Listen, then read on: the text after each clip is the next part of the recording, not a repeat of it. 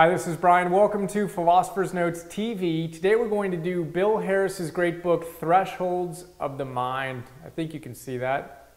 Maybe not. We've got a great book, my 6-page PDF Philosopher's Note on it. Bill Harris is the founder of Holosync, which is the audio technology I've been using with my meditation. It's a meditation practice I've been doing for the better part of, my goddess and I have both been doing for about a year and 7 months now. Pretty excited about it. We start every morning with an hour of meditation. I actually woke up late this morning, so I'm going to do my meditation after this. Most of the time I'm doing it first thing on waking up, spend an hour with this guy's Holosync meditation. It's pretty good stuff. The book is all about meditation, the Holosync technology, and just general big ideas on, as he says, the subtitle of the book is Your Personal Roadmap to Success, Happiness, and Contentment. Thresholds of the Mind. So the idea behind Thresholds of the Mind is this. You have a threshold in your mind. Now it might be like this, which is kind of small and contracted and narrow, or it might be broader. The more spacious it is, if you think of Genpo Roshi's Big Mind that we did a episode on not too long ago, that idea of being more spacious and bigger than the stresses that come up in our lives, we want to increase the thresholds of our mind. That's the basic idea. And it reminds me of T. Harv Eker, we talked about in The Secrets of the Millionaire Mind. He says, look, you can look at you versus the size of your problems and see how evolved you are and realize that you only have problems when you are smaller than your problem, right? So if you are a size 4 person out of 10, you could be a size 10 person or you could be a size 4 person. If you're a size 4 person and you have a size 4 problem, you're stressed, right? If you're a size 4 person and you've got a size 5 problem, you're really stressed. Now, as you grow and evolve as a human being, you become a size 6, size 7, size 8, size 9, size 10 person. This size 4 problem doesn't even really look like a problem anymore. It's just a little speed bump, not a big deal.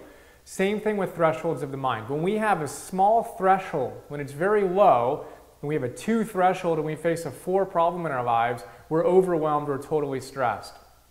As we increase the thresholds of our mind, we become able to handle bigger and bigger stresses more and more gracefully. It's a really cool idea. And the key way that we do it with this book and with Holosync is through meditation. And then there's a lot of other practices we can use psychologically and emotionally, but meditation is the big one here.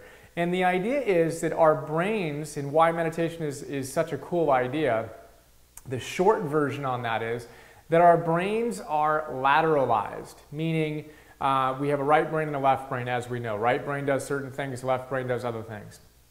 Now, the more lateralized, imbalanced your brain is, though, the more stressed you're going to be, the more disconnected you're going to feel, the more anxious you're going to feel. The opposite state of hyperlateralization is synchronization, when you have coherence across the hemispheres of our brains, right? That's a good thing. Now, anytime we focus our energy, and we're in flow, for example, we talked about before, where our skills match our challenges and we're in the state of flow, we're concentrating and our energy is focused on whatever we're doing in the moment. Anytime we do that, our brains tend to synchronize and we feel better. It's one of the reasons why it's such a nice state to be in. Now, when we meditate, when we focus our energy meditating, the same thing happens. We synchronize our brains. At the same time, we have brain wave states we can be in. We can be in the highest state, which is beta. Then we can drop into alpha, which is a more relaxed conscious state. Then we can go into theta, which is where we are when we're in a dreaming state, like REM sleep. Then we can go into delta, which is a dreamless sleep state. So beta, alpha, theta, delta. Now, the more stressed we are, the faster our brain waves. Literally, they go really fast and they have a very narrow, I believe it's amplitude, right? So they just go like that, kind of chaotic. When you get into alpha, they slow down and they become a little bit broader and higher. The amplitude becomes bigger. Then we get into theta and they slow down even more and they look like that. Then we go into delta and they're really slow. Now, as we decrease our brainwave frequency, our brains become more synchronized. So when we meditate, what we do is we go from, if we're really stressed, a high beta into a lower beta into an alpha state. We're going to talk about this more when we do the note on the Silva method of mind control. But basically, we want to drop out of beta into alpha. That's a really, really healthy, restorative place to be, where we give our brains a break, literally, and we give our bodies a break. We get out of the fight or flight response that we're in often when we're in upper beta, and we get into a more relaxed state. Where this technology, Holosync, helps us get into that. Then it actually helps us drop into a theta and even into a conscious delta state, which is pretty cool. Check out his website, holosync.com, for more on that. But that's the basic idea with Holosync and with meditation, is that it's going to be synchronizing our brains, which is going to allow us to feel more connected to ourselves and to the universe. And as we do that, and as we lower our brainwave states regularly through our meditation practice and focus and synchronize, our thresholds of our mind increases. We become more synchronized, which allows us literally to handle more stress in our lives. It's a really big idea. I've definitely seen huge results in my own life doing meditation in general, and specifically this type of meditation. A lot of people ask me if I recommend this. I say yes, but the most important thing is consistency of practice. I haven't missed a day in 19 months now, and I could be doing anything. I could be doing this, I could be doing a number of different technologies. The key is, or practices, the key is consistency. And I found this to help me be consistent because it helps you drop in, etc., etc. Anyway, that's the idea of Holosync meditation, some ideas on that. What else? He's got some great ideas on meditation and marathons, right? So too often when we get excited about something, we want to, let's just say we haven't run in a long time, we're not in that great of shape, we get into it and we want to run a marathon this week. We just want to go gonzo on it. And he says, look, no matter how gung-ho you are, no matter how excited you aren't going to run a marathon in that first week. It takes training. Well, same thing with our meditation practice, same thing with anything in our lives. We get excited about something that's awesome.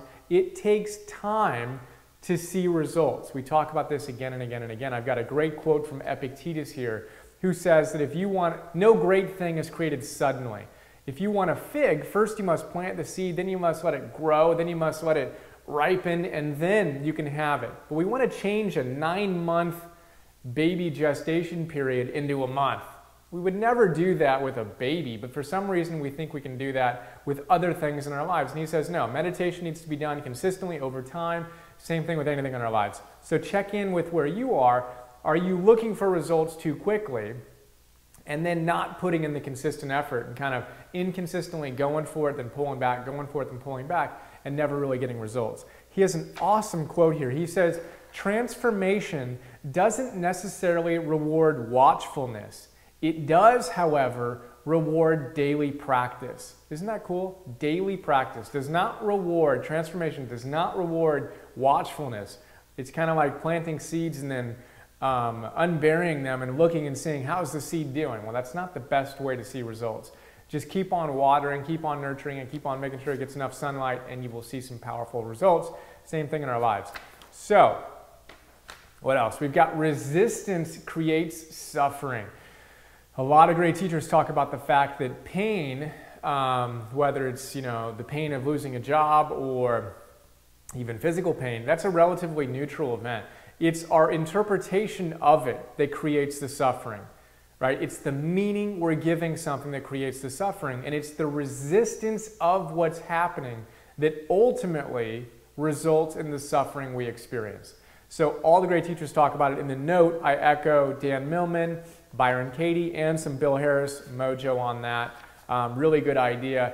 So related to that is the final big idea we're going to get to right now, which is the meaning we assign things. We always have a choice. As I've said dozens of times in these episodes and throughout the notes, we always have a choice to assign better meaning that doesn't create as much suffering as we might be creating in our lives right now. So if you're stressed out right now, check in on the thing that's stressing you out the most, see what meaning you're giving it currently, and see if you can assign new meaning to it.